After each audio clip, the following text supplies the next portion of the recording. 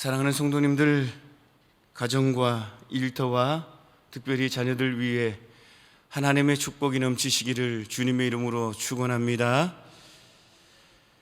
오늘 시편 15편은 시편 가운데서도 즐겨 외우는 시 중에 하나로 다윗이 쓴 지혜시입니다. 이 시는 외형상은 입당송의 형식을 취하고 있습니다. 입당송이란 예배자들이 예배에 참석하기 위해 성전에 들어가려 할 때에 제사장이나 레인들이 예배자에게 입당 자격을 묻고 거기에 예배자가 대답하는 형태로 된 노래를 말합니다. 그러나 궁극적으로는 성전이 예표하는 하나님 나라에서 하나님과 영원히 함께할 자의 모습 또는 자격을 가르치기 위해 지은 지혜시입니다. 이 시의 저작 시기나 배경은 명확하지 않지만 오늘 본문에 기록되어 있는 말씀을 보면 주의 장막이라는 표현, 주의 성산이라는 표현에 비추어 볼 때에 다윗이 언약궤를 오벳에돔의 집에서 자기가 마련한 다윗석의 장막으로 옮겨 안치할 때에 기록하였을 것으로 추정하고 있습니다. 다시 1절 말씀입니다. 여호와여, 주의 장막에 머무를 자 누구 오며 주의 성산에 사는 자 누구 오니까? 이 말씀에서 주의 장막에 머무를 자가 누구 오며 주의 성산에 사는 자가 누구입니까? 이렇게 질문하고 있는 것을 보게 됩니다. 이 질문은 하나님의 전에 나아가기 위해서는 일정한 조건을 갖추어야 한다라는 의미를 내포하고 있습니다. 여기서 주의 장막이란 아직 성전이 건축되기 이전 하나님의 언약궤가 장막에 머무르고 있는 상황을 표현한 것 같습니다.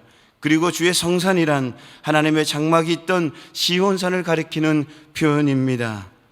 말씀드렸듯이 오늘 본문의 시는 하나님을 예배하기 위해 하나님의 전에 들어갈 수 있는 사람의 자격 조건을 가르치는 시입니다. 그런데 구약 성전은 하나님의 임재의 상징적 초소라는 점에서, 그리고 시온 곧 예루살렘은 하나님이 당신의 이름을 두기 위해서 택하신 특별한 장소라는 점에서 다 같이 하나님 나라를 예표한다라는 사실입니다. 그렇다면 오늘 1절 말씀의 질문은 궁극적으로 하나님이 계신 하나님 나라에 들어갈 자가 누구냐고 묻는 질문이라고 할 수 있는 것입니다. 처음에 말씀드렸듯이 오늘 본문의 시는 하나님의 전에 들어가는 입당송으로 사용되었다라고 말씀드렸습니다. 그때 하나님의 전에 문을 지키는 제사장이나 레인들이 하나님을 예배하기 위하여 하나님의 성전에 들어가는 사람들 앞에서 오늘 시에 1절에 질문을 하였다라고 합니다. 물론 이러한 질문과 대답은 하나의 의식일 뿐 반드시 2절 이하에 나오는 자격을 갖춘 사람만이 하나님의 성전에 들어갈 수 있었던 것은 아니었을 것입니다. 비록 자격을 갖추지 아니한 자라도 하나님의 성전에 들어가는 일이 있었을 것입니다. 그러나 제사장이나 레인이라도 사람이기 때문에 예배자들의 상태를 다 파악할 수 없었을 것입니다. 즉 예배자들이 거짓으로 고백하면 알 도리가 없었다라는 것입니다. 그러나 하나님께서 거짓 고백으로 하나님의 전에 들어와 예배하는 자의 예배를 받으셨을 리는 없다라는 사실입니다. 성도 여러분, 우리는 여기서 과연 우리가 하나님 나라에 들어가 하나님과 함께 할 수 있는 조건을 갖추고 있는지 생각해 보아야 한다라는 것입니다.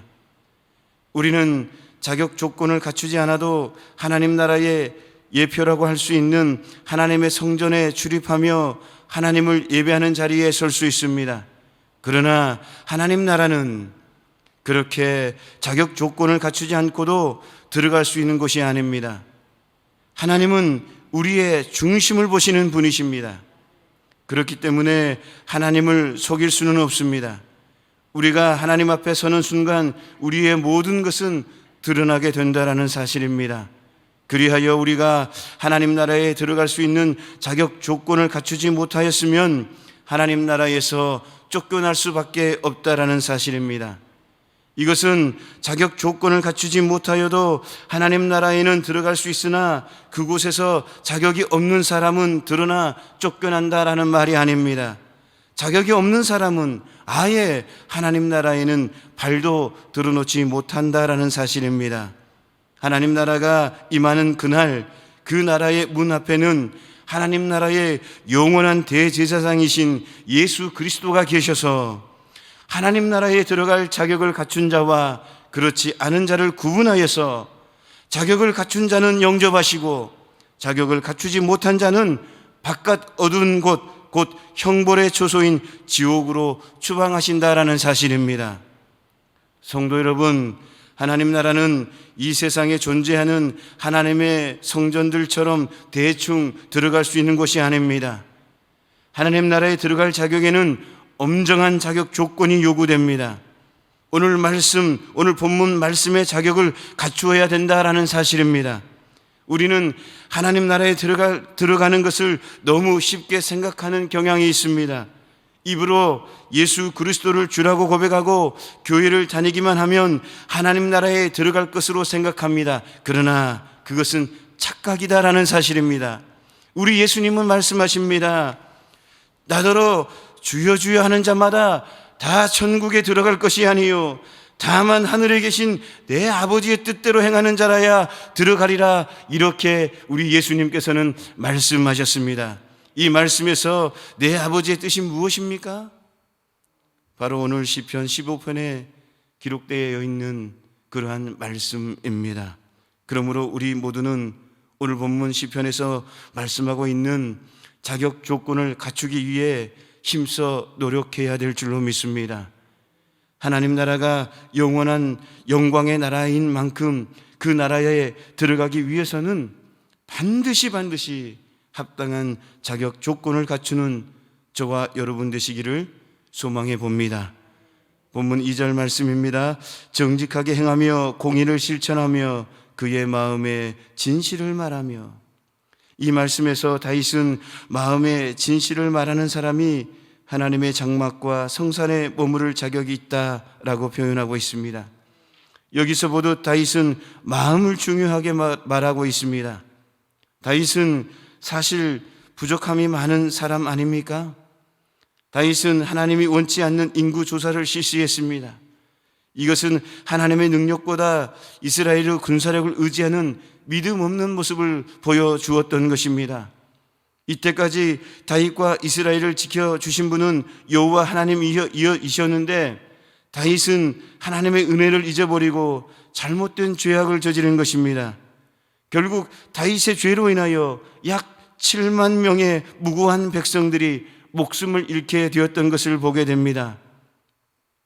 이것 말고도 다윗은 하나님 보시기에 여러 가지 잘못을 저지른 부족함이 많은 사람이었습니다.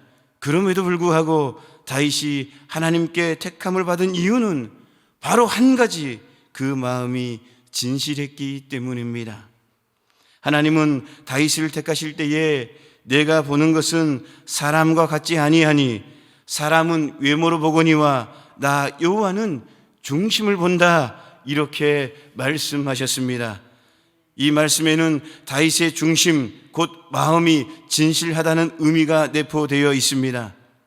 성도 여러분, 죄인은 당연히 죄를 저지릅니다.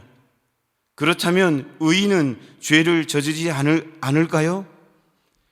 성경은 만일 우리가 죄가 없다라고 말하면 스스로 속이고 또 진리가 우리 속에 있지 않는 거짓말하는 자라고 말을 합니다. 즉 아무리 의인이라도 죄를 짓지 않는 완전한 사람으로 살 수는 없다라는 말입니다. 우리는 다 알게 모르게 죄를 짓고 삽니다. 우리는 그것을 인정해야 됩니다.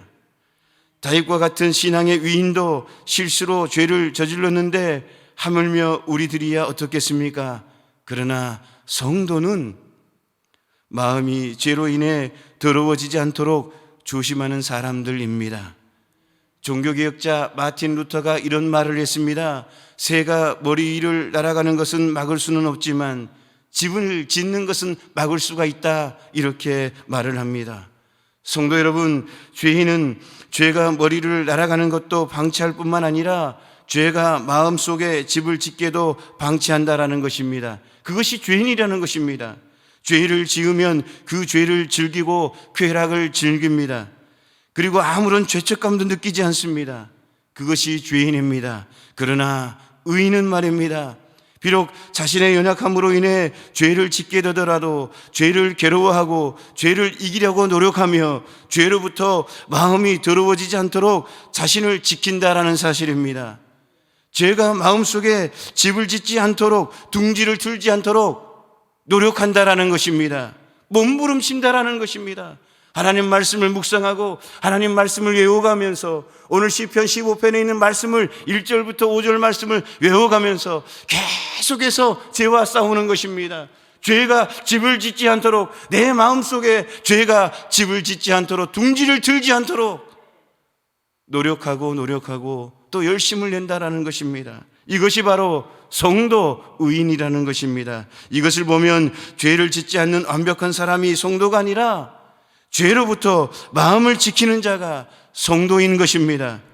그렇다고 해서 온갖 죄를 마음대로 저지르면서 마음만을 지키면 된다라는 그러한 말은 더더욱 아닙니다. 의인은 어쩔 수 없이 죄를 짓게 되는 경우가 생기더라도 그 마음만은 죄에서 벗어나려고 노력하는 사람이라는 것입니다. 아무리 행위가 정결한 사람이라 할지라도 죄가 마음속에서 자리를 잡고 점점 그 마음이 더러워진다면 얼마 지나지 않아 곧 그 행위도 더러워지고 그 사람 자체도 죄로 인해 부정하게 된다라는 것입니다. 사랑하는 성도 여러분, 마음은 사람의 영혼으로 통하는 중요하고도 주된 통로입니다. 그러므로 마음을 방치하는 것은 영적 자살 행위인 것입니다. 그렇기 때문에 우리는 무엇보다도 마음을 지켜야 될 줄로 믿습니다. 말씀을 마무리합니다. 사랑하는 성도 여러분, 하나님 나라에 들어가기 위해서는 합당한 자격 조건을 갖추기 위해 힘써 노력하시길 바랍니다. 우리는 완벽하지 않습니다. 그러나 늘 하나님 말씀 앞에, 어제도 말씀드렸듯이 하나님 말씀 앞에 복종하는 것입니다. 그리고 죄가 마음속에서 집을 짓지 않도록, 죄가 마음속에 둥지를 들지 않도록 마음을 지키시기를 주님의 이름으로 축원합니다. 기도하겠습니다. 하나님 아버지, 하나님 나라에 들어가기 위해서 날마다 하나님 말씀 앞에 복종하며 자격을 갖추어 나아가는 우리 모두가 되게 하여 주옵소서. 저희들은 너무나 연약하고 부족합니다. 하나님 용서해 주시고 죄가 마음속에 집을 짓지 않도록, 죄가 마음속에 둥지를 들지 않도록 하나님 늘 인도하여 주옵소서. 우리 또한 열심히 힘을 내어 지키도록 노력하는 우리 모두가 되게 하여 주옵소서. 예수님의 이름으로 기도하옵나이다. 아멘.